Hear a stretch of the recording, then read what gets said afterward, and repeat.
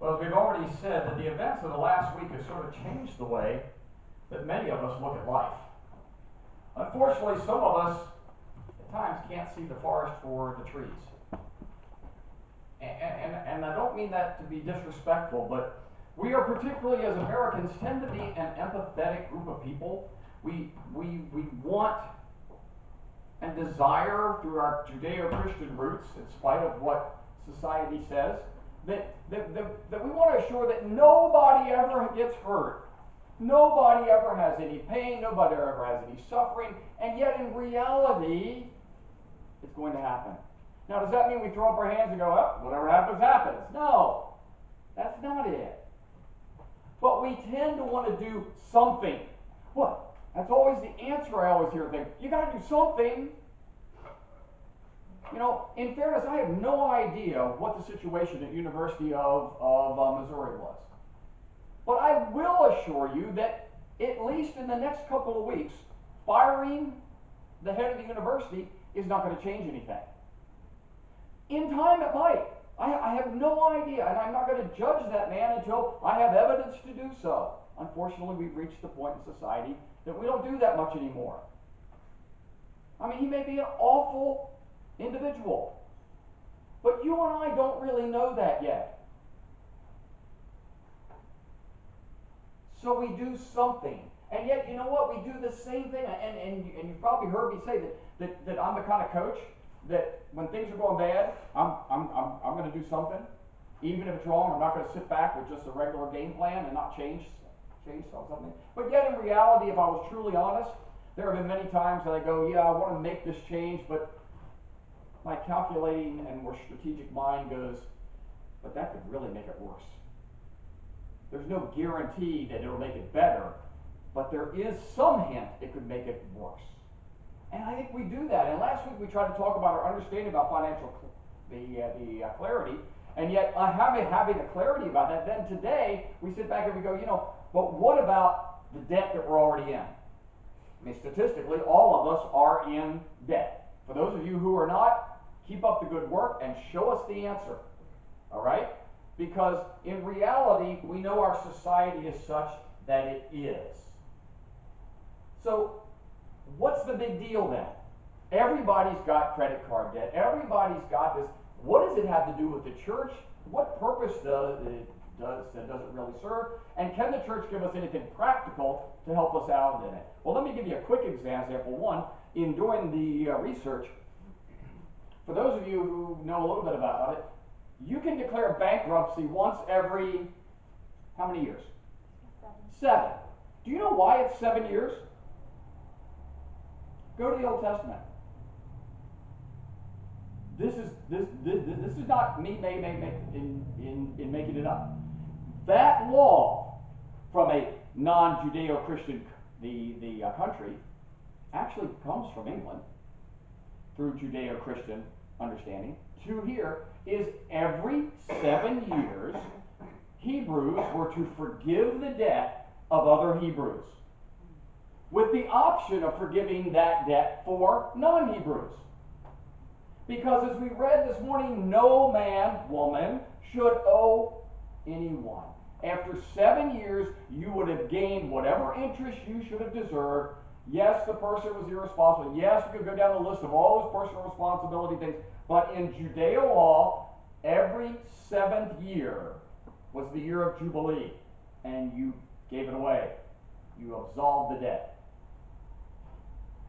Kind of more just a reference point before you say, gee, there's nothing about our laws that are Christian or Jewish. That's the reason the Ten Commandments are on the law of the Supreme Court, because that is our roots. So here we go with this idea that we talked last week, and we understood that Jesus mentions money or possessions 1 out of every 6 verses. So this year, I've decided that in addition to talking about this and not, you know, the trouble with debt is we talked about all the health concerns. It ages us. Finances are number one stress the indicator now in America, and we find it very hard to live without it. And you know what? At times, it is impossible to live without. I am not naive enough, and I will not say it. But when I started being a pastor in 2007, I thought until this morning, I was reminded that I had never partnered with Janet in sharing a message. However, we did have an entire message from her after she went to Uganda. But you know what? She's got a little bit of an expertise in this. And there are some things to consider in the debt that not everybody who wants to help you with your debt has those Judeo-Christian principles at heart. Not all of them. They tell you they want to help you, and they've convinced you that they want to help. It's sort of like my investment guy with our retirement funds. He always says, I asked him just a month or two ago, I said, this Everest investment firm guarantees that I'll never lose any of my money if I go with them. I said, Rich, I got to ask you. I said, I'd be stupid if I didn't. I said, I'm not insulting you, but how come you can't do what they're doing? And then he goes through and he starts explaining the numbers that shows me how. And in the end, in reality, okay, yeah, I don't get any risk, but I also turn over all of my money to him, and there's no guarantee that I'm ever going to see the amounts of money that they advertise. Got two stories, so somewhere in there maybe it's the truth, I hope. But in our case, there are people, if we are deciding this morning not to bank on Christmas or to let Christmas bank on us, then, maybe there's some things we need to look at, because the TV is telling us to consolidate our debt. And then you can read an article that says, oh, you got to be careful when you consolidate debt, because sometimes that doesn't work out well and it doesn't go to your benefit. Other times it does. Some of us tell us, oh, hire this service and they'll fix everything. Well, there are two things that I don't know much about. And Janet's going to just give us a couple of points that, as we do the practical, and I bring us back to the spiritual, that these pros and cons of whether you consolidate or not, and you're not going to get to sit there and back and do that. So you might as well hedge yourself up this way. In fact, I should have gotten you up here because I do have a second service to do. You can take that the wrong way if you want. Mine didn't work. I'll just talk over you if I have to. One of the things that we all want is fewer bills that we have to pay every month. But simply consolidating a bunch of debt at a lower interest rate won't necessarily get you there. One of the things that you have to decide is which debt consolidation method that you're going to be able to use. There are several. You can use, if you own a home, you can do a home equity line of credit, or you can refinance your house, or you can even take out a personal loan to pay off your credit cards. Some of the advantages of consolidating are, you can save a fortune by saving debts from double-digit interest rates. Some of the interest rates are even up to 30, 40%, depending upon whether or not you have been late. And credit card companies, yes, are able to do that, raise them that high. You may be able to deduct the interest on your taxes from refinancing your house. And if you shop carefully, you can even get lower closing costs. If you consolidate using a personal loan, you get a lower rate and you can get out of debt quicker than by continuing to pay your credit cards. And one of the ways that that's done is, with a personal loan, there is an end of the tunnel because of the fact that you have a specific time period to pay off that personal loan. Whereas with credit cards, you don't. You can just continue paying and paying and paying, especially if you just pay the minimum payment. One of the good things now, as far as federal regulations, and I don't really think a lot of federal regulations are good, but the one good thing is that on your credit card statement, it does tell you, and it shows you that if you only pay the minimum payment, how long it's going to take to pay off the amount that you owe. And if you look at that closely, it could be 8, 9, 10 years. Now, one of the, so that would be actually advantages of consolidating. Disadvantages is if you refinance your home, you are actually putting that home on the line, which is risky unless you can stop yourself from overspending. Because you would want to continuously refinance your home to pay off those debts. If you go for a variable rate whenever you refinance your home, you know what goes down or goes up depending upon what the economy is. If you don't pay back your personal loan, then it can ruin your credit. And if you have a good relationship with that financial institution, it can also ruin that relationship. It's important that if you do consolidate to pay off credit cards, that you stop using those credit cards. Because there's no advantage if you take out another loan to pay off what you currently owe, and then you go back and you continue using the credit cards to add up debt all over again. Now, Rick talked about credit consolidation agencies. I don't really have a lot of good things to say about credit consolidation agencies. One, a lot of them charge you money to be able to consolidate and take care of the debt that you already owe. This is money that you could be using to actually pay down the debt yourself. But a lot of people think that they don't have the time, they don't have the energy, and a lot of them just strictly don't know where to start. So that's, you know, if you know someone that's in the financial world, they can help you. I know someone that paid up to $1,500 to use a debt consolidation agency to help them get rid of their debt. That was a lot of money. One of the advantages to using a debt consolidation company is there's a company out there called CCCS, Consumer Credit Consolidation Company is what those letters stand for. They recently have changed their name to GuideWell Financial Solutions. They don't charge the consumer. What they do is they charge the companies to be able to help you consolidate your debt. Good done. There's some practicals. Thanks. That's what I want, some practicals. Because how about you? Because I don't have all of those. But, you know, and it's kind of why I thought that I didn't have a handout today for you to write on, so you're going to probably have to take these notes in the back. But, you know, if we look back at what we saw in Romans 13:8, one of the concerns about this is it says, give to everyone what you owe them. And if you owe taxes, you pay them. If you pay tax, then pay them. If you have revenue, then revenue. If you have respect, then give respect. If you have honor, then give honor. Those are the debts that we should have, debts to loving others and caring. This sermon really isn't financial. This sermon truly is spiritual. The same as if I teach you to pray, I teach you to read the Bible, any part of that, because we understand that debt becomes our slave.